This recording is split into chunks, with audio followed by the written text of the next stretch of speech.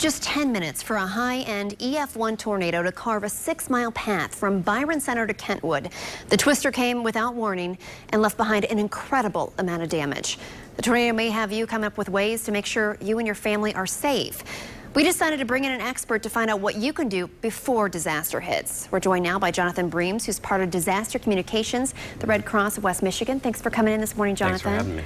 And we're going to get to this emergency plan in just a second. But first, you guys have an event happening today at the shelter where you can actually pick up cleanup kits, because a lot of people now that it's kind of a dry day, looking ahead to cleaning up a lot of that storm damage. So what do they need to know about today?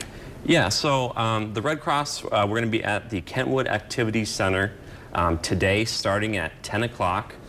If your home was damaged by the storm and the tornado, please come to the center. You can pick up one of those cleanup kits. It's got a lot of great items in there.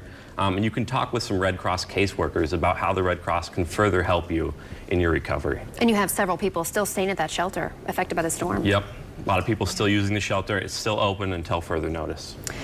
Now, this tornado came truly without warning. It just came out of almost nowhere. You know, the radar didn't pick it up from the National Weather Service. So if you only have seconds to react, what can you do to prepare your family now before this could happen again? Yeah, so obviously you want to know where to go. And a good rule of thumb is you want to move to an interior room. So stay away from exterior walls, stay away from windows. And generally, the lower you go, the safer you are. So if you have a basement, go there.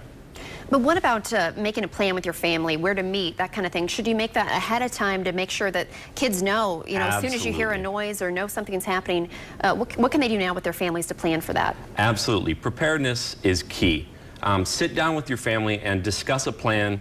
Designate a room that's sort of your safe room where you're going to keep your emergency preparedness kit and where the family can meet at in your house.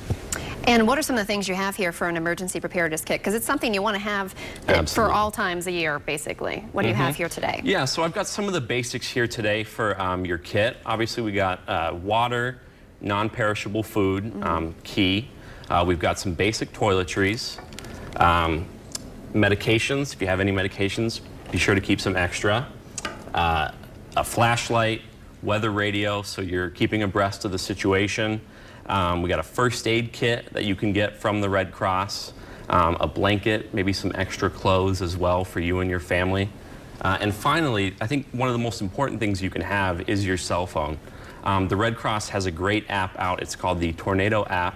It's free for all smartphones, and it's got a lot of great features on there that talk about how to be prepared. And it even has a warning system on the app. If there is a tornado warning issued for your area, your phone will alert you.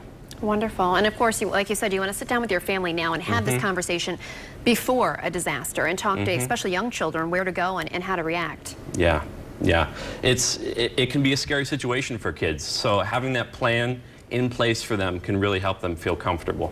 Wonderful. Well, thanks so much for joining us. Again, this is on the Red Cross's website. We have a link for you at woodtv.com, and they are handing out cleanup kits at the shelter today. All that online for you right now. Stay with us. We'll be back right after the break.